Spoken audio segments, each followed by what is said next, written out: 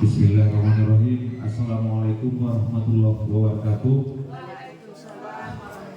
Selamat pagi, selamat sejahtera buat kita semua. Yang saya hormati Bapak dan Ibu Guru. Pada hari ini kita diundang untuk mendengar praktik nyata pada aksi nyata pada modul ajar 1 sampai 4 yang menitik beratkan budaya positif yang ada di SDN 152980 Kejuaraan 1. Pada hari ini kita ada narasumbernya, tentu Bapak Mandrio Chandra Lubis SPD sebagai CGP Angkatan ke-10. Mudah-mudahan apa yang disampaikan nantinya bisa sesuai dengan harapan kita, dan saya yakin kepada guru-guru saya bisa mengikuti dengan cermat agar ke depan apa yang kita citakan sesuai dengan progres kita pada tujuan pembelajaran kiranya dapat tercapai. Saya dengan percaya Bapak dan Ibu, walaupun di kursus merdeka ini masih sangat dibutuhkan pembelajaran, mari kita sokong, mari kita ikuti dengan baik sehingga SDN 152980 bisa memenuhi standar yang diinginkan oleh pemerintah Republik Indonesia untuk mencerdaskan dan memajukan anak kita yang berpancasila dan berkarakter. Itulah harapan saya. Mudah-mudahan seluruh rekan-rekan saya dulu kiranya tetap sehat, semangat untuk mengikuti praktik ngajar yang menitik beratkan budaya positif. Barangkali demikian arahan saya. Mudah-mudahan kita tetap dalam lindungan Tuhan Yang Maha Kuasa, Allah Subhanahu wa Ta'ala. Demikian saya sampaikan untuk kelanjutan daripada acara ini kepada Bapak Mandrio Chandra Lubis SPD selaku CGP Angkatan 10 tahun 2024. Demikian, assalamualaikum warahmatullahi wabarakatuh. Horas Tape. Terima kasih kepada Bapak Kepala Sekolah yang sudah membuka acara pada pagi ini. Bapak Ibu semua, izinkan saya berbagi praktik baik kepada kita semua. Ini adalah aksi nyata saya untuk modul 14 tentang budaya positif, ya, dalam program Guru Penggerak. Bapak Ibu, izinkan saya juga minta waktu Bapak Ibu semua untuk 1 jam lebih ke depan kita bersama di sini. Nanti kita saling ada tanya jawab, ada diskusi, ya, bagaimana kita membedah atau mempelajari bersama apa itu budaya positif yang harus dan kita jalankan di sekolah kita. Oke. Ya, ini modul 14 budaya positif, pengembangnya itu Bapak Andri Nur Cahyani dan teman-teman. Ini saya sampaikan oleh saya sendiri, bagian Mandrio Chandra Hadinata Lubis. Saya adalah calon guru penggerak angkatan ke-10 ya, Kabupaten Tapanuli Tengah.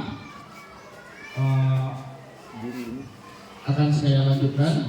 Agenda kita pada hari ini adalah pembukaan yang tadi sudah disampaikan, langsung dibuka oleh kepala sekolah. Terus ada kompetensi jurusan, capaian umum dan capaian khusus, pemahaman inti, eksplorasi konsep, dan nanti terakhir kita akan ada refleksi, ya. Kita nanti buat refleksi tentang apa yang sudah kita pelajari bersama. Ini untuk kompetensi jurusannya, Bapak Ibu, untuk modul 14. Modul ini diharapkan berkontribusi untuk mencapai kompetensi jurusan sebagai berikut. Ya, ini titik beratnya untuk kami guru penggerak, dan nanti tidak menutup kemungkinan Bapak Ibu yang lain juga akan bisa seperti ini. Ini capaian umumnya. Ini capaian khususnya.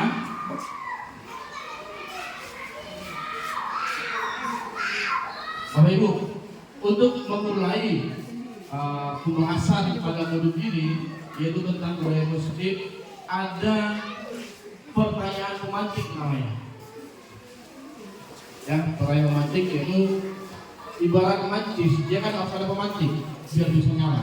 Sama, untuk mempelajari modul juga budaya positif ini ada pertanyaan yang untuk bisa membangkitkan semangat kita, membangkitkan pemahaman kita untuk mempelajari lebih lanjut.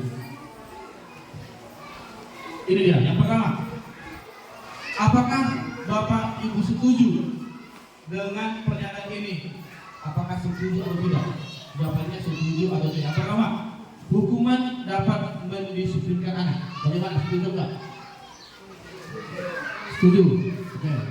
Untuk saat ini kita setuju ya, bahwa hukuman itu dapat mendisiplinkan anak. Oke. Yang kedua, pemberian hukuman dengan hal positif seperti membaca atau membersihkan halaman sekolah dapat meningkatkan disiplin positif.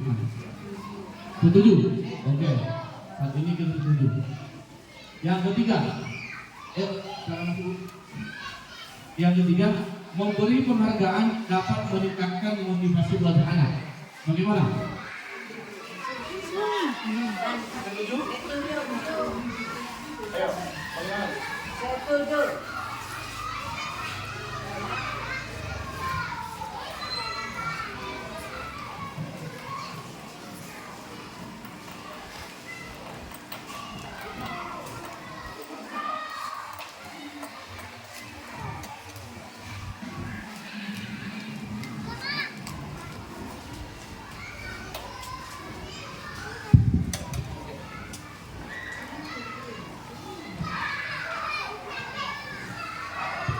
Menurut saya Pak, mengenai pertanyaan pemantik nomor 3, memberikan penghargaan dapat meningkatkan motivasi belajar anak. Saya menurut pribadi setuju Pak. Setuju ya? Ya, itu sementara. Berarti Bapak Ibu semua, 3 pertanyaan pemantik ini kita sepakat setuju ya, bahwa hukuman dapat mendisiplinkan anak. Yang kedua, pemberian hukuman dengan hal positif seperti membaca atau membersihkan halaman sekolah dapat meningkatkan disiplin anak. Yang ketiga, memberi penghargaan dapat meningkatkan motivasi belajar anak.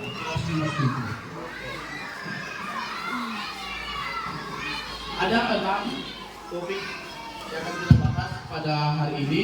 Yang pertama, disiplin positif dan nilai-nilai kebajikan universal. Yang kedua nanti ada teori motivasi, hukuman dan penghargaan serta restitusi. Yang ketiga ada tentang keyakinan kelas. Ini yang perlu kita pahami bersama yang paling penting, karena di awal pembelajaran nanti kita akan buat ini di awal semester. Yang keempat ada kebutuhan dasar manusia dan nilai berkualitas. Yang kelima nanti itu tentang restitusi 5+. Dan yang keenam nanti restitusi itu segitiga restitusi. Kita mulai ya. Yang pertama tentang disiplin positif dan nilai-nilai kebajikan universal. Ini adalah materi yang pertama untuk budaya. Bapak Ibu, saya minta tolong 2 orang saja mungkin yang di mana? Yang di depan. Kita coba bermain ya, bermain. Nanti Ibu Junta dengan Ibu Engrofa. Di sini saja nggak apa-apa, di sini saja. Kita punya kertas ya. Ya, ada piramitnya. Ada A dan B atau ada Ibu Junta dan Ibu Engrofa. Sebelumnya sisanya kertas kecil, tuliskan benda atau sesuatu yang sangat berharga ya, dalam cari kertas yang sangat berharga. Letakkan di salah satu tangan dan genggam benda tersebut. Genggam. Oke, ayo sama dulu Bu. Jangan lihat. Tuliskan satu benda yang sangat berharga. Iya, sebutkan. Jangan sampai lupa. Dituliskan satu benda yang sangat berharga.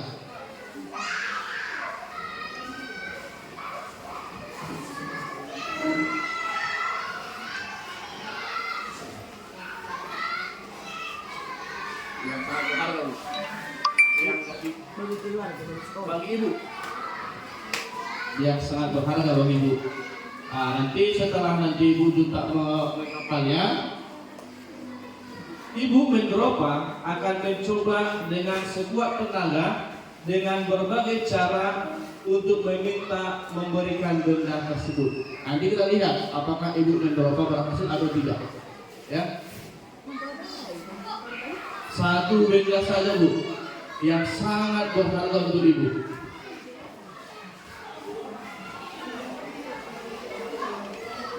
Oke, ibu kepal.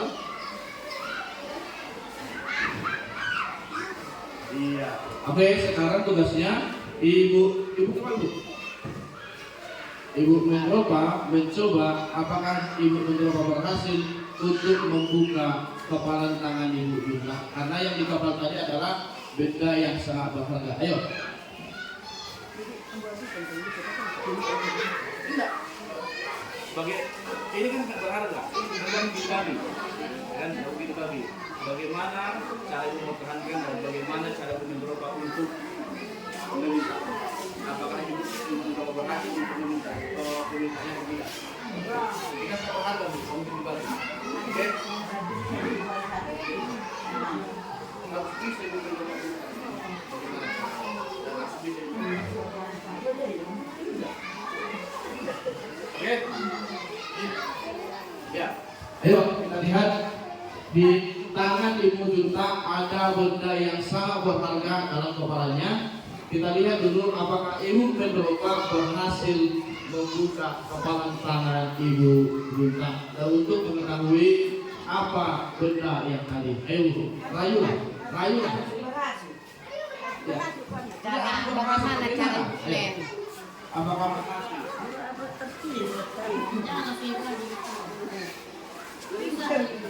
Bagaimana merayu? Menguap aja apa? Dirayu. Tidak penting dipinjam ini kebutuhan saya, Bu. Kita dulu pinjam tengok. Ya. Pinjam dulu sebentar. Apa ini di dalam tulis? Ayo, Bapak Ibu dikasih nggak? Dikasih nggak? Udah. Nggak dikasih ya? Oke. Apa yang terjadi? Ibu Dunta tidak memberikan kepada ibu Mendropa. Kenapa, Bu? Karena ini adalah kebutuhan sehari-hari untuk di rumah saya, Pak. Iya, yang sangat berharga. Kita lihat. Tadi ada benda yang sangat berharga.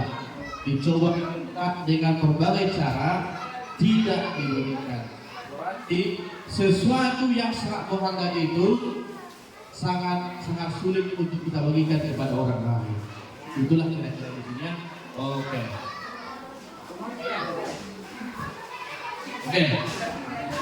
Bapak Ibu, dari permainan kecil tadi kita tanpa menyadari kenapa bahwa kita sebagai seorang guru, kita kadang-kadang berpikir itu bahwa guru itu bisa mengontrol murid, ya kan?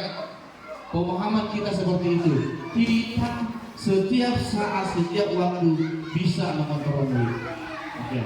Yang kedua, bahwa orang merasa bersalah dapat menguatkan karakter atau membuat orang merasa bersalah dan mengkritiknya. Itu yang sering kita laksanakan selama ini. Kalau anak kita berbuat salah, kita sering membuat dia bahkan sampai menangis. Itulah pemikiran kita selama ini. Yang ketiga, ilusi bahwa semua pengetahuan positif, efektif, dan bermanfaat. Ini mungkin cocok ya. Yang ketiga, ilusi bahwa orang dewasa memiliki hak untuk memaksa. Inilah yang selalu menjadi momok untuk kita. Iya. kita selalu kita paksakan harus seperti ini, harus seperti ini, harus seperti ini. Inilah paradigma atau cara berpikir kita selama ini, ya. Bapak Ibu, ini dicoba diubah atau dialihkan. Kenapa? Bahwa untuk saat ini yang penting itu adalah kita harus berusaha memahami pandangan orang lain tentang dunia. Karena apa? Karena pandangan setiap orang tidak sama. Ya, Ibu Ten memandang saya seperti ini, Ibu Masdi memandang saya seperti ini. Tidak pernah sama. Ya, sama juga anak kita tidak ada yang sama. Karena anak manusia itu adalah orang yang unik, ya, individu yang unik, tidak pernah sama. Terus kita harus bisa memahami bahwa semua perilaku memiliki tujuan. Jadi apapun yang dibuat anak murid kita, dia punya tujuan ke depannya seperti apa. Misalnya dia mengganggu temannya, mungkin dia pengen sesuatu dari temannya. Jadi harus seperti itu. Jangan langsung memvonis dia salah, tidak. Oke, yang berikut, hanya Anda yang bisa mengontrol diri Anda. Iya, ini harus kita pahami. Jadi ilusi yang tadi kita bisa mengontrol orang lain sebenarnya itu kurang pas. Kenapa? Karena yang bisa mengontrol diri kita adalah diri kita sendiri. Yang berikut, ya kan? Kenapa? Karena Anda tidak bisa mengontrol orang lain. Terus korelasi dan konsensus menciptakan pilihan-pilihan baru. Kenapa Bapak Ibu saya selalu katakan kepada kita semua, mari kita bekerja sama, berkolaborasi, ya.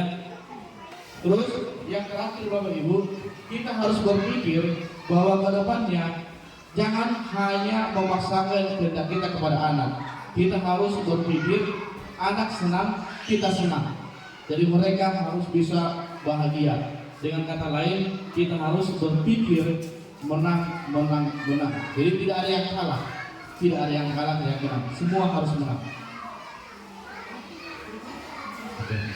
Yang berikut Bapak Ibu, apakah makna disiplin? Disiplin. Selama ini kalau mendengar disiplin, kita berpikir berarti ikut aturan, ya kan? Disiplin berarti ikut aturan, tidak melanggar aturan, gitu. Tetapi di sini Bapak Ibu, disiplin itu berasal dari bahasa Latin disciplina, yang artinya belajar. Berarti sangat jauh dari yang kita paham selama ini, ya. Disiplina dari bahasa Latin yang artinya belajar. Oke. Makna asal dari kata ini berkonotasi dengan disiplin diri dari murid-murid Sokrates dan Plato. Disiplin diri membuat orang mengalih potensinya menuju tujuan apa yang dia hargai. Jadi disiplin diri. Namun dalam budaya kita, makna kata disiplin telah berubah menjadi sesuatu yang dilakukan pada seseorang pada orang lain untuk mendapatkan kepatuhan. Ini kita memberikan aturan kepada orang lain agar dipatuhi, agar dia patuh dengan semua yang kita inginkan. Nah, kecenderungan umum adalah menghubungkan kata disiplin dengan ketidaknyamanan, bukan dengan apa yang kita hargai atau pencapaian suatu tujuan mulia. Ini dia. Jadi hanya sekedar bagaimana dia bisa mengikuti apa yang saya mau selama ini. Oke, Bapak Ibu, ada nilai-nilai kebajikan universal. Nilai-nilai kebajikan adalah sifat-sifat positif manusia yang merupakan tujuan mulia yang ingin dicapai setiap individu. Nilai-nilai tersebut bersifat universal dan lintas bahasa, suku, bangsa, agama maupun latar belakang. Itu. Jadi nilai-nilai kebajikan. Setiap perilaku atau perbuatan memiliki suatu tujuan. Ini menurut Dr. William Castle pada teori kontrol, itu dalam bukunya tahun 1984. Dengan banyaknya nilai-nilai kebajikan yang dimiliki seseorang, maka motivasi intrinsiknya akan terbangun. Intrinsiknya akan terbangun. Oke, berarti dari dalam.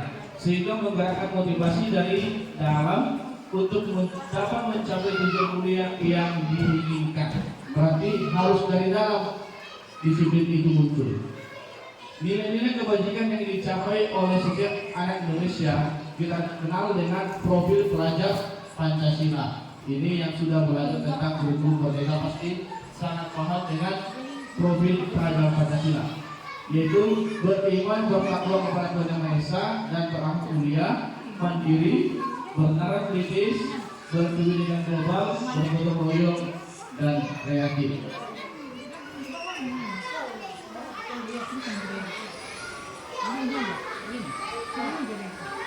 Oke, kita masuk ke eksplorasi konsep. Pembelajaran 22 teori motivasi hukuman dan penghargaan atau dan restitusi. Ini nanti Bapak Ibu akan menjawab pertanyaan pemantik kita yang pertama tadi yang tiga tadi di sini. Ya, teori motivasi perilaku manusia. Yang pertama, kenapa manusia itu berubah? Ya, kenapa manusia mau berubah? Kenapa manusia mau belajar? Yang pertama adalah untuk menghindari ketidaknyamanan atau hukuman. Misalnya, kenapa saya datang setiap hari pagi-pagi? Mungkin motivasi saya hanya biar nanti kepala sekolah nggak memarahi saya. Itu yang pertama. Ya, untuk menghindari ketidaknyamanan. Kan kalau kepala sekolah menyuruh enak kan? Itu masih motivasi yang kedua. Karena untuk menghindari hukuman. Yang kedua, untuk mendapatkan imbalan dari orang lain atau institusi. Yang apa yang akan saya dapatkan apabila saya melakukannya. Misalnya, saya sendiri, ya, saya bukan yang seperti ini kenapa? Biar nanti saya dapat pujian. Misalnya, ya kan? Saya mau bantu Bapak Ibu dan nanti saya dapat sesuatu, misalnya barang atau apa. Itu yang kedua ini. Situ juga masih motivasi eksternal dari luar. Ya, motivasi pertama kedua masih dari. Yang ketiga yang harus bisa kita miliki bersama untuk menghargai diri sendiri. Jadi Bapak Ibu, kita melakukan sesuatu hal yang baik itu bukan karena orang lain, bukan karena paksaan, bukan karena Tuhan. Tetapi apa? Karena kita menghargai kita sebagai seorang pribadi yang baik, yang bertanggung jawab. Saya akan menjadi orang yang seperti apa bila saya melakukan itu. Karena kita menghargai bahwa kita adalah pribadi yang baik, pribadi yang bertanggung jawab. Inilah yang seharusnya kita miliki dan juga dimiliki oleh anak-anak kita. Jadi mereka mengerjakan PR, mereka datang tepat waktu, mereka memakai seragam bukan karena orang lain, tetapi karena apa? Karena mereka sadar itulah yang seharusnya. Oke. Ya. Bapak Ibu, Bapak pendidikan kita, Bapak Pekan Dewantara membuat satu kata definisi kata merdeka. Merdeka itu artinya tidak hanya terlepas dari perintah, akan tetapi juga cakap buat memerintah diri sendiri. Jadi merdeka itu bukan hanya bebas tidak, tetapi merdeka adalah bagaimana kita sebagai seorang pembelajar, sebagai seorang guru, kita mengerjakan segala sesuatu itu tugas kita tanpa diminta. Adalah dengan tanggung jawab penuh kesadaran diri kita sendiri. Itu kita mengajar, menerangkan, mencoba menjaga masalah siswa itu bukan karena orang lain, tapi karena kita punya perintah sendiri dari dalam diri kita sendiri, tanggung jawab pribadi. Inilah kata merdeka menurut Bapak pendidikan kita, Bapak Pekan Dewantara. Oke, yang berikut restitusi. Restitusi. Apa itu restitusi? Restitusi adalah proses menciptakan kondisi bagi murid untuk memperbaiki kesalahan mereka. Ya, proses berarti ini tidak secepat yang kita bayangkan. Ada prosesnya, ada tahapannya. Sehingga mereka bisa kembali pada kelompok mereka dengan karakter yang lebih kuat, Restitusi juga merupakan proses kolaboratif yang mengajarkan murid untuk mencari solusi untuk masalah mereka dan membantu murid berpikir tentang orang seperti apa yang mereka ingin menjadi. Berarti dia harus punya pemikiran dan dunia mau jadi apa saya nanti, cita-citanya, ya kan? Itu. Dan bagaimana mereka harus memperlakukan orang lain. Bapak Ibu, anak-anak kita sering lihat dia terkadang tidak menghargai temannya, ya kan? Dia tidak menghargai temannya. Jadi tugas kita ke sana bagaimana ke depannya. Oke, ada 9 ciri-ciri restitusi. Tadi kan restitusi kan proses untuk membuat anak menemukan siapa dia, mau jadi apa dia, ya kan? Tidak membuat hukuman, tetapi membantu dia. Ada 9 ciri-cirinya. Yang pertama, bukan untuk menebus kesalahan, namun untuk belajar dari kesalahan.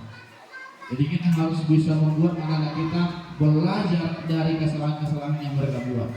Terus untuk memperbaiki hubungan, jelas tawaran bukan paksaan, ya, bukan paksaan. Jadi kita tidak boleh memaksa anak didik kita, tidak boleh memaksa murid. Yang keempat, restitusi menuntut untuk melihat ke dalam diri. Jadi seperti yang kita katakan tadi, anak harus bisa melihat siapa dia.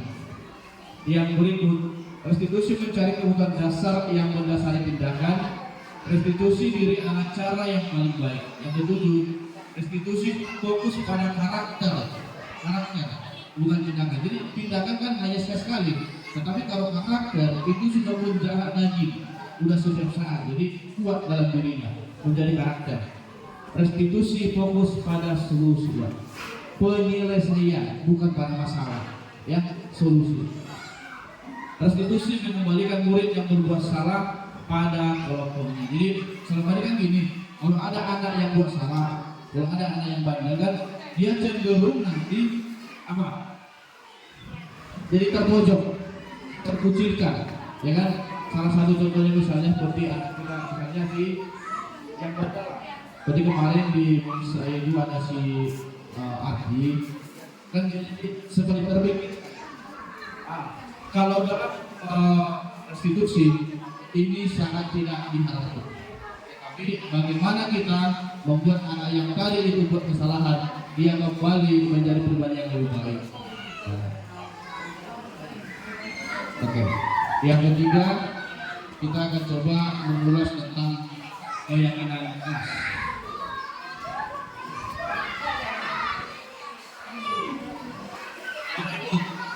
Selama ini yang kita tahu adalah peraturan kan. Peraturan di kelas misalnya, 1, tidak boleh datang terlambat, terus tidak boleh ribut, harus mengerjakan PR, kan itu kan? Itu kalau yang selama ini. Mengapa tidak peraturan saja? Mengapa harus keyakinan kelas? Ini dia yang mementingnya. Oke, poin pertama, mengapa kita memiliki peraturan harus menggunakan helm bisa mengendarai kendaraan roda 2? Siapa yang mau menjawab? Mengapa kita memiliki peraturan harus menggunakan helm bisa bila mengendarai kendaraan roda 2? Kenapa? Kalau kita tidak memakai helm, kita terjadi kecelakaan, kepala bisa terhendam. Oke, pasti karena ada aturannya. Ya. Yang pertama tadi karena ada aturan lalu lintas harus menggunakan helm. Oke. Terus yang kedua, mengapa kita memiliki peraturan 3M? Menggunakan masker, mencuci tangan, dan menjaga jarak 1,5 meter. Kenapa? Ini juga karena ada aturan dari pemerintah, ya, tentang penanganan COVID-19 yang lain. Yang ketiga, mengapa kita memiliki peraturan harus dapat tepat waktu pada saat pelatihan? Iya, kenapa? Karena memang ada aturannya, ya kan? Ada aturan lainnya. Berarti yang ketiga poin ini jawabannya adalah karena memang ada aturannya yang harus kita taati. Oke. Untuk mendukung motivasi intrinsik, kembali ke nilai-nilai keyakinan. Keyakinan lebih menggerakkan seseorang dibandingkan keputus rangkaian peraturan-peraturan. Sama, kalau sudah yang namanya keyakinan, berarti ini sudah lebih dalam ya, sudah sangat mendalam. Bukan hanya karena aturan, bukan hanya karena ini tidak, tetapi sudah menjadi sebuah keyakinan. Nah, ini lihat Bapak Ibu, ini ada berapa warna nih? Apa? 4 warna. Iya, Bapak Ibu, di sini ada 4 warna yang besar. Di tengah itu ada peraturan kelas yang selama ini kita buat, ya kan? Peraturan kelas ini biar lebih kuat dia harus bisa kita ubah menjadi sebuah keyakinan kelas. Ya, kalau kita sudah punya keyakinan kelas, kita sepakati bersama dengan murid kita, guru dengan murid, maka yakinlah di kelas nanti atau lingkungan kita akan muncul lingkungan yang positif. Kenapa? Karena murid dan guru sudah punya keyakinan untuk ditaati. Kalau lingkungan kita sudah positif, berarti akan tercipta yang namanya budaya positif. Budaya positif. Jadi harus memang kita awali dari peraturan itu kita ubah menjadi sebuah keyakinan itu kita jalankan akan menjadi tercipta lingkungan yang positif, ya, kelas yang aman yang kondusif. Setelah itu semua nanti setiap lingkungan sudah aman kondusif, maka akan tercipta lingkungan positif di SD Negeri 159 82 Jalan 1. Itulah mimpi kita. Oke, Bapak Ibu, ini ada beberapa contoh kesepakatan kelas. Nanti di kurikulum Merdeka ini sangat diminta. Kenapa? Karena di PMM kita juga di aksi nyata kan ada membuat keyakinan kelas. Kelas. Ini dia ada 2 contoh bagaimana keyakinan kelas itu dibuat. Oke.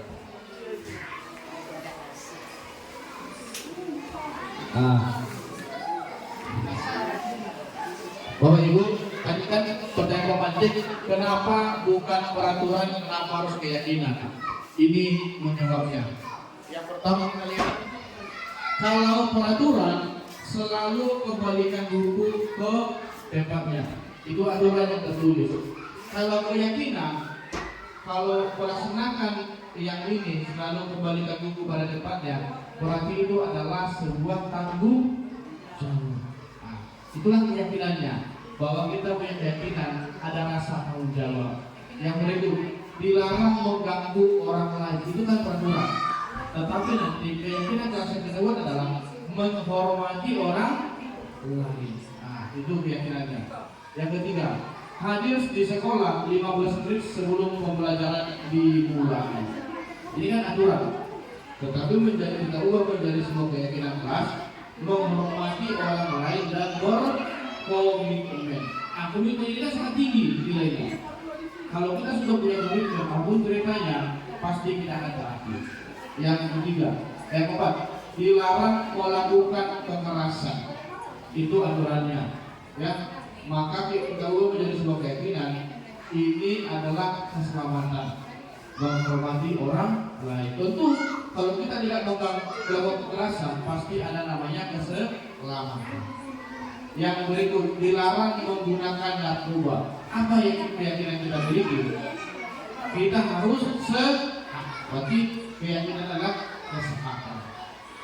Yang berikut lagi, bergantian atau menunggu giliran atau antrian, itu aturannya. Kita pun menjadi keyakinan kelasnya menghormati orang lain dan bersahabat. Itu kenapa harus menjadi keyakinan. Yang berikut ada peraturannya, gunakan masker. Untuk apa? Untuk menjaga kesehatan dan keselamatan. Yang terakhir, jangan berlari di kelas atau koridor. Keyakinan yang kita miliki ada tentang keselamatan dan keamanan. Inilah Bapak Ibu kenapa tadi dikatakan kenapa harus keyakinan, tidak peraturan.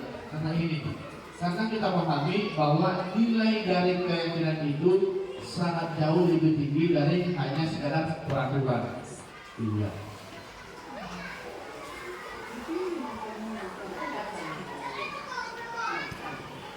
Oke.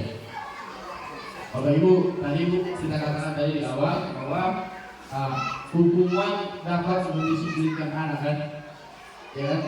Hukuman dapat mendisiplinkan anak. Tetapi setelah dikaji dan dipahami lebih dalam bahwa hukuman tadi, ya, nih, hukuman itu hanya berpengaruh pada jangka pendek, hanya sementara.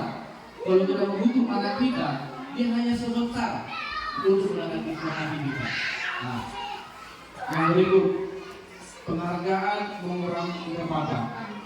Di dulu kan kita sering buat, ayo yang bisa menjawab dikasih permen, ada kan? Nah, ternyata dengan yang seperti itu mungkin di awal akan muncul minat mereka, tetapi lama kelamaan jadi muncul nanti rasa kalau tidak ada permen dia nggak mau. Nah, jadi dari dalam hal ini akan muncul, dia akan bekerja melakukan sesuatu kalau ada imbalannya. Ini yang kenapa tadi dikatakan bahwa penghargaan itu tidak selamanya baik. Ya, terus penghargaan tidak efektif kelas ya, penghargaan merusak hubungan. Coba lah, kalau setiap hari misalnya dari awal ibu kasih imbalan kepada murid yang pintar yang mau, lama-lama suatu saat tidak diberikan lagi, anak akan merasa nggak ada lagi itu. Kan itu maksudnya. Yang berikut, penghargaan menurunkan kualitas. Jadi terkadang anak hanya mau bekerja, mau maju hanya untuk mendapat imbalan, nggak berpikir lagi apa tujuan yang sebenarnya. Terus penghargaan mematikan kreativitas. Jadi mereka hanya berpatokan kalau saya kerjakan, kalau saya maju dapat permen, dapat ini, dapat itu. Jadi dia nggak mengompongkan seperti apa nanti yang harus dikembangkan. Jadi kreativitasnya akan diturunkan yang diberikan. Yang terakhir, penghargaan mengurangi motivasi intrinsik. Yang kita sebut tadi bahwa motivasi yang begitu harus dari dalam diri sendiri. Itu. Jadi ini yang paling penting. Dengan penghargaan akan mengurangi motivasi intrinsik. Jadi anak hanya akan mau bekerja, anak hanya akan mau bergerak, anak hanya akan mau belajar jika ada sesuatu imbalan yang diharapkan. Ini yang sangat tidak kita inginkan. Oke. Bapak Ibu, ini yang sering dilakukan. Coba lihat. Tindakan guru mencatat 100 kali dalam buku kalimat saya tidak akan terlambat lagi. Pernah nggak dengar ini? Zaman saya sekolah dulu ini sering dibuat. Ya, mencatat sampai habis 2 lembar ada. Nah, ternyata itu adalah sebuah bentuk hukuman. Yang berikut, lari mengelilingi lapangan basket 2 kali karena terlambat hadir di sekolah. Ini juga masih hukuman. Murid diminta untuk push up, ini juga hukuman. Ini biasanya guru olahraga. Menggantikan kertas tugas teman yang telah dicoret-coret. Kenapa ini menjadi konsekuensi? Karena tadi kita sudah punya keyakinan kelas menghormati orang lain. Tentu kan kalau kita coret-coret punya teman kita kan tidak menghormati lagi. Kita sudah punya keyakinan tadi. Membersihkan tumpahan air di meja tulis karena tersenggol pada saat belajar. Ya kan? Kita tadi sudah punya keyakinan kelas menghormati orang lain. Ya berarti kita harus membersihkan apa yang kita tumpahkan dari sini. Karena itu akan menghormati orang lain dan kalau kita bersihkan. Oke. Murid disuruh untuk mengenakan sepatu sehari di sekolah karena tidak mengenakan sepatu hitam. Di sekolah kita Bapak Ibu belum ada ya aturannya, belum ada aturan atau keyakinan bahwa setiap murid harus pakai sepatu warna hitam. Ada kan masih ada bebas ya, belum terlalu kita pisahkan kalau seperti itu. Ya. Iya. Tapi kalau anak muda kita, yang penting harus mereka nggak bisa. Boleh kita paksakan. Ya. Jadi yang terakhir, lari mengelilingi lapangan basket 2 kali karena terlambat 10 menit. Karena keyakinan keras tadi harus berkomitmen. Dia terlambat, maka itu sudah menjadi sebuah konsekuensi. Konsekuensi ibu artinya adalah bahwa kita sudah tahu ada keyakinan. Ya, kalau ada kita sudah buat kesepakatan kalau kita sepakati ada sebuah keyakinan, kita melanggar, tentu ada konsekuensi. Berarti hal yang harus kita patuhi, hal yang harus kita perbaiki. Oke. Berikut perbedaan hukuman dan konsekuensi. Ya, ini kenapa dari yang tadi.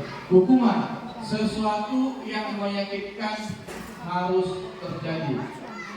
Ya, kalau hukuman itu sesuatu yang menyakitkan harus terjadi. Kalau konsekuensi sesuatu harus terjadi. Ini tidak ada kata menyakitkan. Hukuman membuat anak sakit fisik maupun hati untuk jangka waktu yang lama. Sedangkan konsekuensi adalah membuat anak merasa tidak nyaman dalam jangka waktu yang pendek. Berarti lebih baik dalam hal konsekuensi. Hukuman anak membenci kedisiplinan. Konsekuensi anak menghargai disiplin. Kenapa? Karena kita sudah punya keyakinan keras. Hukuman itu bersifat paksaan, terpaksa. Sedangkan konsekuensi adalah harus ada respon atau tanggapan. Hukuman itu mendorong anak menyakiti diri sendiri. Konsekuensi mendorong anak agar mudah menyesuaikan diri. Hukuman itu konsep diri yang buruk. Kalau kita menjadi konsekuensi adalah konsep diri yang baik. Dalam hukuman, anak belajar untuk menyembunyikan kesalahan. Sedangkan kalau dalam konsekuensi, anak belajar untuk mematuhi peraturan. Yang terakhir, hukuman itu bisa ada rasa marah, rasa bersalah, dipertemukan, merasa tak belajar.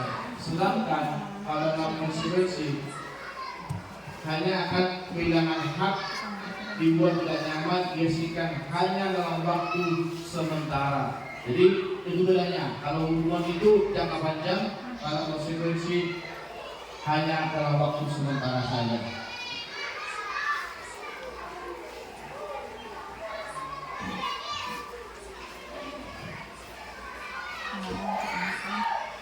Ini Bapak Ibu, ada 3 tabel, ada 3 kolom. Yang pertama, identitas gagal itu hukuman. Yang kedua, identitas sukses itu disiplin. Itu ada katanya konsekuensi dan restitusi. Ya, hukuman misalnya sesuatu yang menyakitkan harus terjadi. Kalau di konsekuensi sesuatu harus terjadi. Di restitusi merupakan pilihan. Jadi anak tahu apa yang mau dipilihnya. Ya. Yang terakhir kita coba dulu.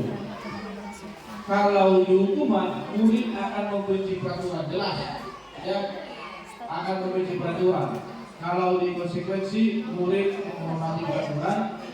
Kalau di restitusi, murid atau anak akan menghormati dirinya dan orang lain. Karena kita sudah punya yang namanya keyakinan kelas.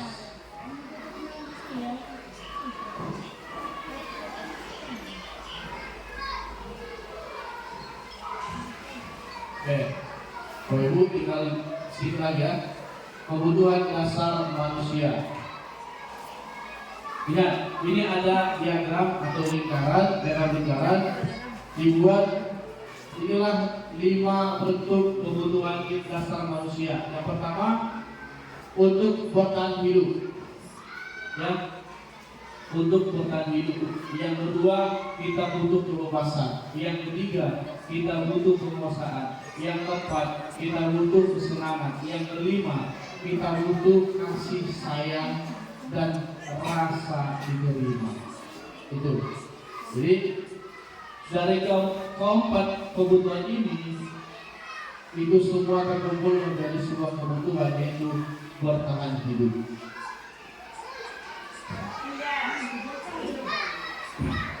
Oke, ini ada ada 4 pernyataan. Yang pertama, ibu guru bilang anak tidak boleh bersenandung sewaktu pengerjaan tugas. Katanya kelas harus tenang, tidak ada suara. Padahal kan aku suka dan senang menyanyi. Bapak Ibu, ayo ibu tukang lagi. Nomor 1, ibu guru bilang aku tidak boleh bersenandung sewaktu mengerjakan tugas. Katanya kelas harus tenang, tidak ada suara. Padahal kan aku suka dan senang menyanyi. Kebutuhan apa kira-kira dari anak ini? Iya, dari 5 tadi, ya. Kalau guru, Kebutuhan untuk kesenangan. kesenangan ya, karena dia senang untuk Bagian. Oke, terima kasih. Yang berikut, ibu guru tidak menyapaku hari ini, padahal aku pakai jepit rambut baru. Kebutuhan apa kira-kira? Kesenangan kah? Nah, ke sini. Kasih sayang. Padahal dia udah pakai jepit rambut baru katanya. Kasih sayang. Kasih sayang. Tak diperhatikan. Oke. Yang ketiga, aku bosan. Masa belajarnya cuma gitu-gitu aja. Dengerin ibu guru aja. Gitu? Oke. Yang terakhir, aku sebel. Gambarku tidak rapi, malah ibu guru tunjukin ke teman-temanku di depan kelas. Kasih sayang. Apa kira-kira ini? Kasih sayang apa? Hah? Kasih sayang. Dia marah. Dia kan punya kerjaan yang bagus, ternyata diberikan kepada orang lain. Itu kasih Iya, sayang. dia juga rasa sayang dan rasa diterima. Dia kesal. Rasanya gak sayang. Yang kelima itu 5 posisi kontrol. Oke. Yuk.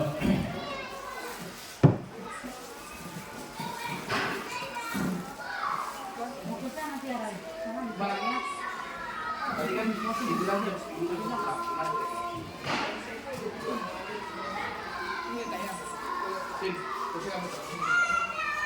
Selesaikan.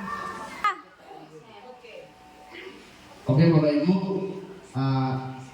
kita tinggal 2 materi lagi. Materi yang kelima tadi itu tentang 5 posisi kontrol manusia. Ya. Oke, ini ada kolom-kolom tadi ya. Ada motivasi, ada identitas gagal itu penghukum dan pembuat orang merasa bersalah.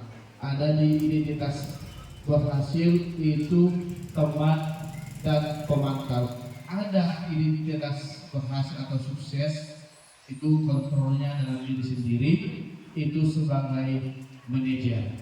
Lihat Bapak Ibu, inilah posisi kita sebagai seorang guru. 5 posisi kontrol seorang guru. Yang pertama, sebagai penghukum.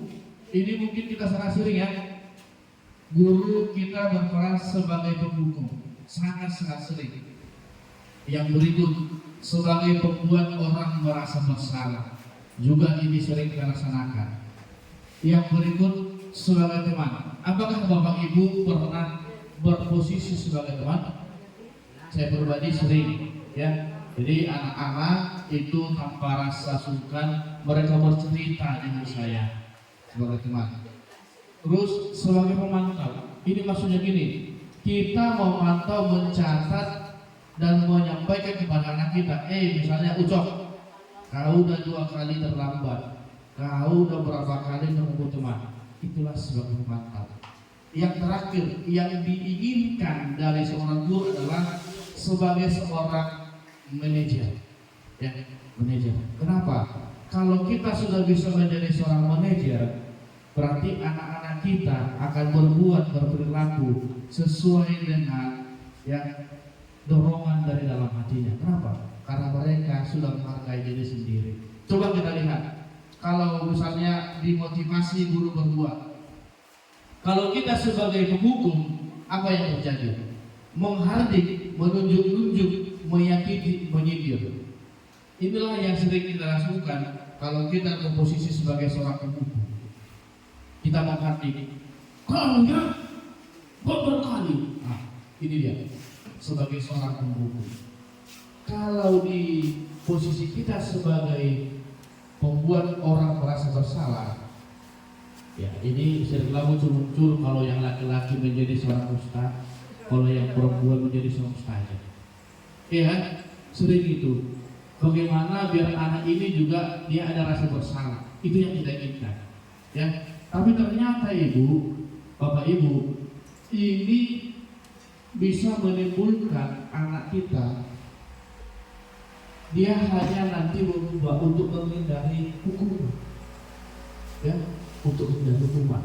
Kalau kita hanya berposisi sebagai penghukum dan membuat orang merasa bersalah. Ayo, yang berikut. Kalau kita berposisi sebagai teman dan sebagai pemantau, ada kata kuncinya mengharapkan imbalan atau ketergantungan pada orang lain. Bapak Ibu, saya pernah di posisi sebagai teman ini, murid-murid saya ya bercerita tentang bagaimana dia di rumah, bagaimana dia di rumah. Terkadang saya menjadi iba. Ada yang katanya dia tiap pagi tidak pernah sarapan. Orang tuanya seperti ini. Ya, kita bantu. Tetapi apa yang terjadi? Dia jadi ketergantungan sama kita. Ya, kalau nanti dia nggak sarapan, dia bilang, Pak, aku belum sarapan. Kan itu sebagai seorang teman, pemantau. Ini sering saya lakukan. Misalnya, contohkan aja langsung, anak saya dulu Ilham, tahu gak 5 kali gak hadir? Dari mana? Jadi kita buat perhitungan, kita buat kalkulasi, kan kita punya aturan, kita punya pilihan kelas. Jadi misalnya memakai seragam lengkap. Anak saya itu ada beberapa orang yang kalau di kelas itu selalu buka sepatu. Padahal kan kami punya keyakinan kelas selalu memakai seragam lengkap. Seragam lengkap dari atas sampai ke bawah. Jadi saya bilang, Ardi, udah berapa kali kau buka sepatu di kelas ini? Kan itu. Jadi ini memantau menimbulkan kepada si anak, ya. Nanti kalau kita nggak ada, udah dia bersuara hati. Kenapa? Karena dia merasa dia akan berbuat baik, dia akan memenuhi aturan karena ada yang melihat, karena ada yang memantau. Itu masih motivasi dari luar. Ternyata kalau kita berposisi sebagai manajer, kita akan mengajukan pertanyaan-pertanyaan. Misalnya gini, si Tuti tidak mengerjakan PR bahasa Indonesia, ya kan? Kalau kita sebagai guru yang berposisi sebagai guru gimana? Kamu mau kerjakan kan itu. Orang guru merasa bersalah. Tuti, kan ibu sudah ajarin gini, sudah ibu terangkan ini tugasnya, kenapa nggak kau buat lagi? Sebagai orang membuat orang merasa bersalah. Kalau teman, ya kan? Kalau pemantau, sudah berapa kali kau nggak kerjakan PR? Tetapi kalau kita berposisi sebagai seorang manajer, pertanyaan yang pertama adalah, Tuti, kamu tidak mengerjakan PR ya? Iya Pak. Oh ya, nggak apa-apa. Karena mungkin Bapak tahu bukan hanya kamu yang seperti itu. Ada lagi si Aldi, ada lagi si Indah. Tetapi kenapa kamu tidak mengerjakan PR? Jadi kita mencoba menggali, ya kan, menggali. Setelah kan kita nggak tahu, mana tahu di rumahnya lagi ada wiritan, mana tahu keluarganya lagi ada yang sakit, kan itu. Jadi itulah dalam posisi seorang manajer. Seperti kemarin ada sering kita lihat di Facebook atau TikTok, anak yang selalu datang terlambat setiap hari, yang selalu dihukum oleh gurunya. Pernah lihat Bapak Ibu? Selalu dihukum oleh gurunya. Setiap hari dia terlambat. Gurunya hanya berposisi sebagai penghukum dan membuat orang merasa bersalah. Apa yang terjadi Bapak Ibu? Setelah si guru mencoba beralih menjadi seorang manajer, dia mengikuti anak tadi pulang. Apa yang terjadi? Ternyata si anak ya punya tugas yang berat di luar sekolah. Pagi dia harus mengantar mamanya. Kalau yang versi pertama itu dia harus merawat mamanya, memberikan makan ya kan. Terus malam juga harus dibawa kemana-mana sore gitu. Jadi itulah pentingnya kita berposisi sebagai seorang manajer. Jadi kita bisa tahu mendalami siapa anak kita. Ya, ini sejalan dengan yang dikatakan selalu digaungkan dalam kurikulum Merdeka, bahwa pembelajaran itu berpihak pada murid. Murid adalah fokus kita dalam belajar, dalam proses pembelajaran. Murid adalah hal yang utama. Jadi itu pentingnya bagaimana kita menjadi seorang manajer. Ya, kalau kita sudah bisa menjadi seorang manajer, terakhir nanti Bapak Ibu, anak akan bisa memperbaiki kesalahannya sendiri. Ya, seperti tadi kita tanya, kenapa kau tidak mengerjakan PR? Dibilang, oh iya Pak, kemarin ada tetangga saya meninggal misalnya, jadi kami ke sana. Ya kan, ada alasannya. Terus kita tanya lagi, tetapi tidak mengerjakan PR, apakah itu melanggar keyakinan keras? Tentu melanggar kan? Yang terakhir nanti kita tanyakan, bagaimana cara belajar ke depannya? Walaupun ada kegiatan di luar, tetapi PR harus selesai. Anak akan mencari solusi sendiri. Nanti mungkin dia berkata, iya Pak, kalau ada PR pulang sekolah saya kerjakan. Jadi dengan kita bisa berposisi sebagai seorang manajer, ya, anak akan menemukan sendiri solusi dari permasalahan yang dihadapi, ya kan? Jadi bukan hanya sekedar kalau ada anak berbuat salah kita mau menghargai, kita menghukum, tidak. Tapi kita coba. Bapak Ibu, kemarin saya sharing bersama instruktur. Saya katakan kemarin saya memanggil orang tua anak saya yang bermasalah. Mereka katakan itu gak salah. Itu gak salah. Tetapi itu hanya sebagai sampai di pemantau. Kan itu. Belum lagi menjadi seorang manajer. Kenapa? Karena saya tidak mencoba bagaimana si anak memecahkan masalahnya, tetapi saya berpatokan saya harus memecahkan masalah anak itu. Ternyata yang lebih baik itu adalah bagaimana kita menuntun si anak agar dia bisa mencari solusi dari sebuah masalah yang dihadapi. Kalau itu sudah muncul, maka ada apapun masalah ke depannya, dia akan mencoba menggali untuk mencari solusi dengan masalah yang dihadapi. Itulah tuntutan ya pembelajaran abad ke-21, bagaimana anak memiliki nilai semangat juang.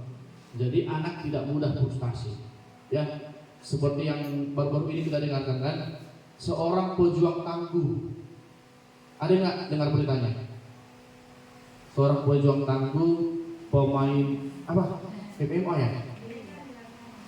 MMA mengakhiri hidupnya hanya karena perempuan. Jadi nilai juang, daya juang itu kan kurang. Dia punya masalah seperti itu langsung selesai. Jadi inilah yang diharapkan, bagaimana anak itu dengan segala macam permasalahan nanti ke depannya. Karena kalau kita melaksanakan ini, posisi sebagai manajer dalam mungkin sebagai guru, bukan sekarang, tetapi kita melihat nanti anak kita ke depannya 5 tahun, 10 tahun, 15 tahun ke depan. Ya, bagaimana dia berproses bisa memecahkan masalah yang dihadapi. Itu yang diharapkan dari posisi kontrol guru sebagai seorang manajer. Kalau Bapak Ibu, saya tanya, sudah di posisi mana yang sering?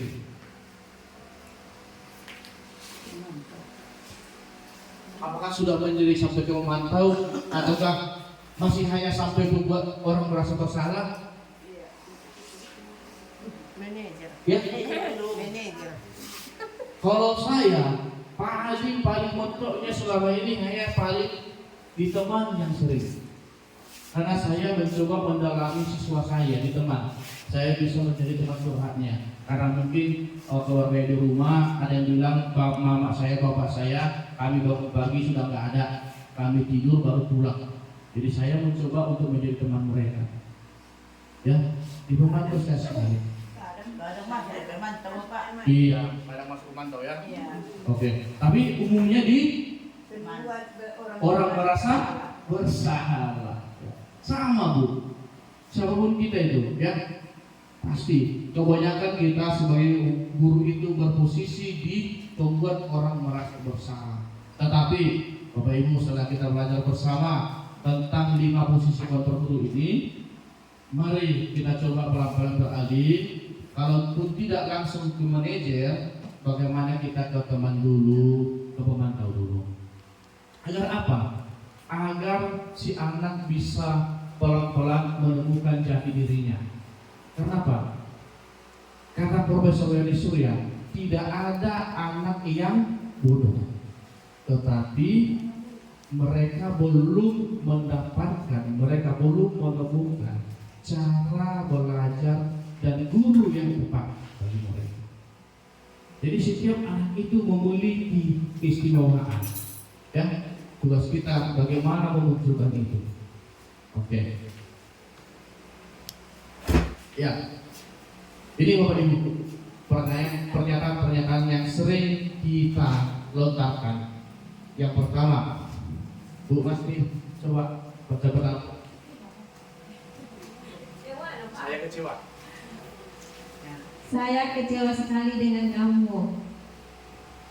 Ya, inilah posisi gurunya Bu. Sebagai Siapa yang mengatakan membuat orang merasa bersalah?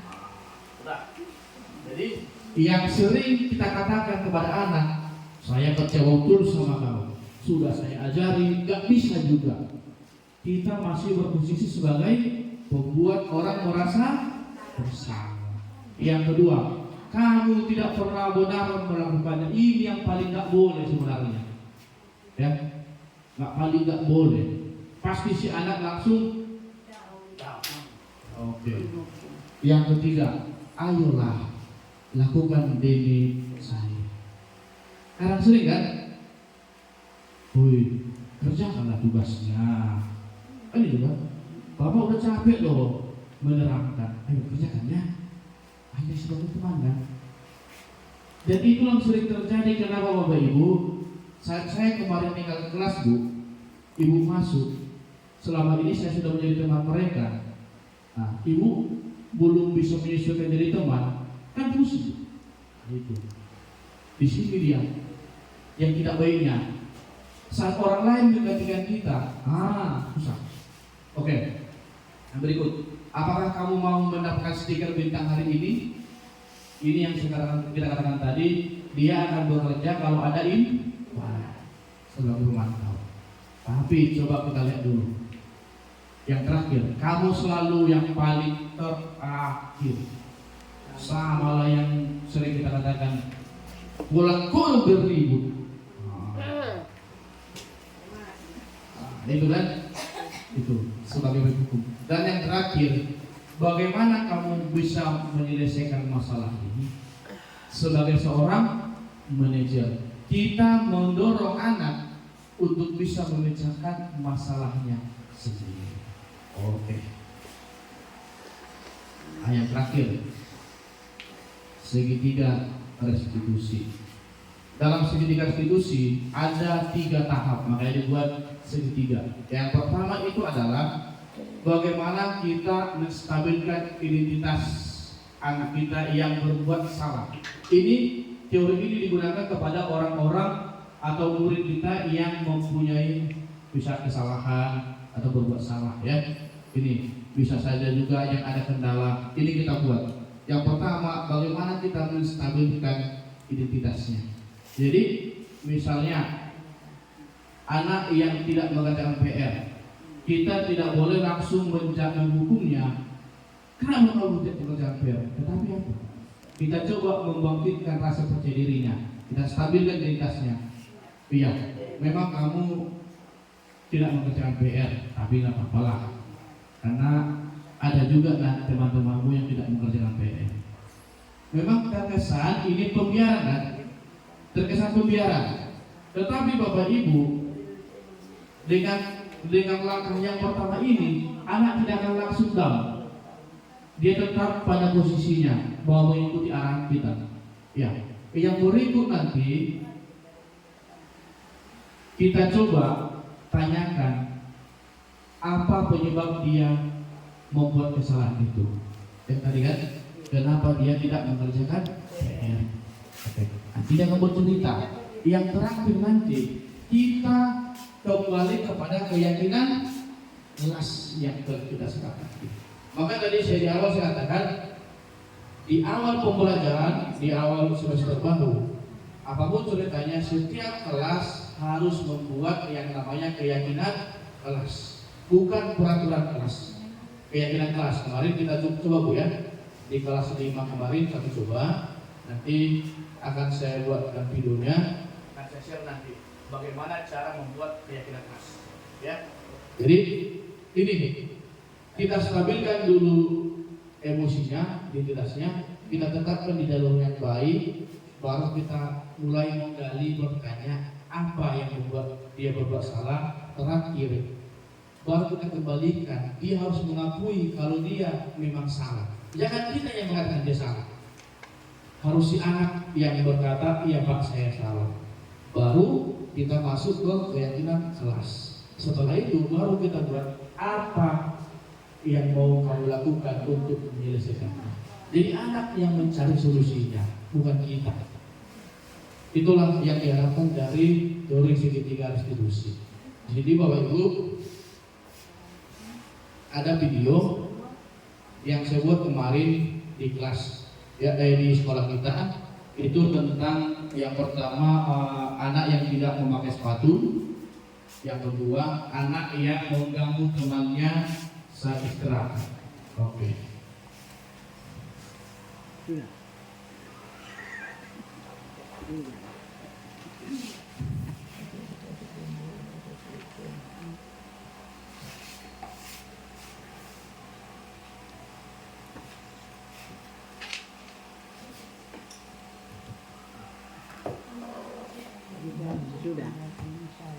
Habis selesai. Ini dari bayi kita jauh ke. Tenang ini.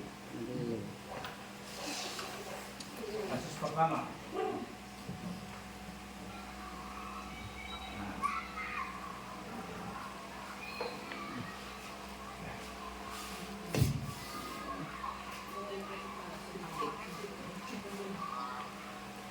Tadi ada yang tahu. โอ้เลยฉันนักก็จะได้ไปเนี่ยนานเงินนั่นเร็วนี่เป็นไหน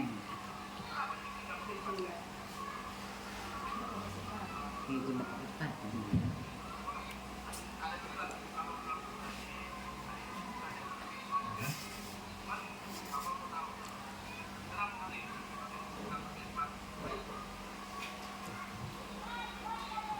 เดี๋ยวมียกก็ได้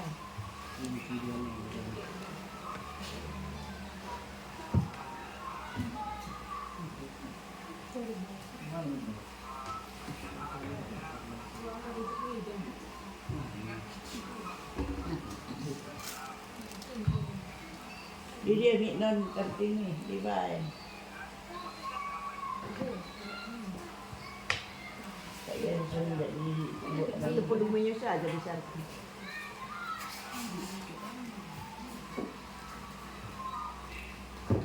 ada drena.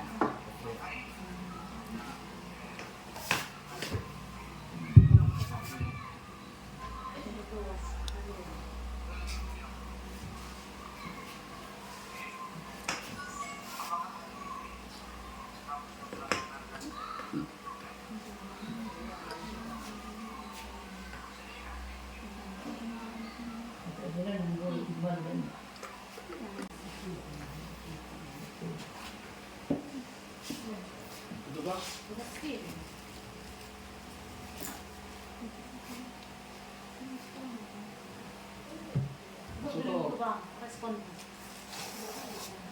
Ya, butuh Bang, ke depan aja Bu.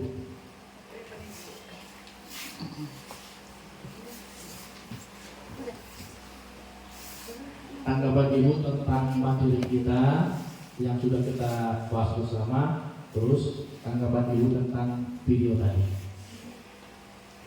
Yuk, kameramen.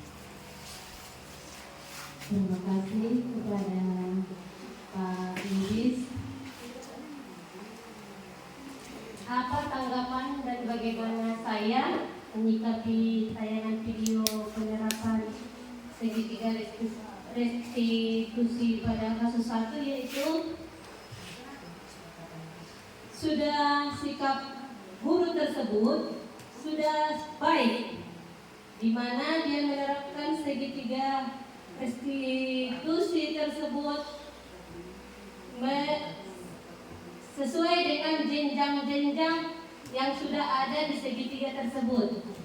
Di situ guru sebagai teman sudah ada, kemudian guru tersebut tidak sebagai pemberi hukuman. Kemudian guru tersebut tidak membuat rasa malu kepada peserta didik tersebut. Dan kemudian tanggapan saya menyikapi tayangan video yang kedua, yaitu sangat bagus, di mana seorang anak tersebut telah melakukan kesalahan dengan mengganggu kawannya mengasihi binatang, yaitu cacing, supaya anak tersebut tidak mengulangi kembali kesalahannya. Kemudian guru tersebut telah berusaha menjadi manajer, menjadi teman, kemudian menjadi seorang guru yang baik bagi siswanya. Terima kasih. Terima kasih Bu. Satu lagi Bu, bagaimana kira-kira kedepannya penerapan materi ini tentang budaya positif di sekolah kita? Saya kira, pendapat saya, materi ini sangat-sangat bagus dan sangat-sangat penting kita terapkan di sekolah kita ini, supaya kedepannya visi dan misi pendidikan di sekolah kita itu bisa berjalan dengan baik. Terima kasih. Terima kasih. Tadi itu dari guru yang muda. Sekarang kita minta dari guru yang tua dulu ya. Dari mewakili yang tua sebagai orang tua kita di sekolah. Oke. Karena kita sudah di penghujung acara, apa tanggapan Ibu tentang materi ini dan bagaimana kira-kira penerapannya atau implementasinya ke depannya di sekolah kita? Ayo dari golongan yang orang tua kami dulu. Boleh Ibu Junta, boleh Ibu Meroba, boleh Ibu Ke? Nah iya, sebagai yang terakhir Bu nanti, karena mungkin belum berdebatkan kita nggak sama lagi. Ayo.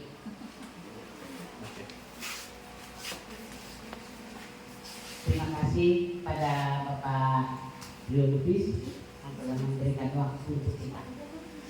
Pada video pertama tadi yang saya amati sebagai Tanggapan Ibu tentang materi ini tentang budaya positif dan bagaimana kira-kira penerapannya ke depannya? tentang materi ini alangkah bagusnya, dan saya harapkan supaya ke depannya supaya diteruskan untuk memajukan pendidikan di sekolah ini supaya menjadi sekolah kita ini menjadi sekolah emas Dengan metode itu. dengan metode yang dibuat dengan Pak Rio. Budaya positifnya bagus dan sangat bagus untuk ke depan. Terima kasih. Terima kasih untuk Ibu Teh Marbun. Ya, Bapak Ibu. Ya Bapak Ibu, terima kasih untuk kesempatan hari ini. Terima kasih atas waktu yang Bapak Ibu berikan kepada saya untuk kita dapat bersama di sini. Ya, untuk kita sama-sama belajar mengenai materi budaya positif. Ya, materi ini memang sangat penting kita pahami bersama. Saya yakin pemaparan saya hari ini belum bisa memuaskan Bapak Ibu semua, tetapi dengan berjalannya waktu kita masih bisa nanti sharing bersama, saling bertukar pikiran, kolaborasi, bagaimana kita bisa menerapkan budaya-budaya positif yang bisa menjadi kebudayaan di sekolah kita, ya. Kenapa? Kalau ini sudah bisa tercipta dan berjalan dengan baik di sekolah kita, kita yakin dan percaya anak-anak akan belajar dengan bahagia, kita guru akan mengajar dengan bahagia, maka lingkungan kita akan juga bahagia, maka tujuan pembelajaran yang kita susun akan dapat tercapai dengan lebih baik dan dengan lebih maksimal. Kedepannya kita tetap berkolaborasi, kita tetap saling mendukung siapapun itu, apapun pekerjaannya, yang penting kita dukung untuk kemajuan sekolah kita kedepannya, ya. Berkolaborasi antara guru dengan guru, guru dengan kepala sekolah, guru dengan orang tua murid, murid dengan guru, dan semua harus bisa sama-sama bekerja sama untuk kolaborasi kemajuan sekolah kita. Terima kasih untuk hari ini, saya sangat berterima kasih. Akhir kata saya ucapkan selamat siang.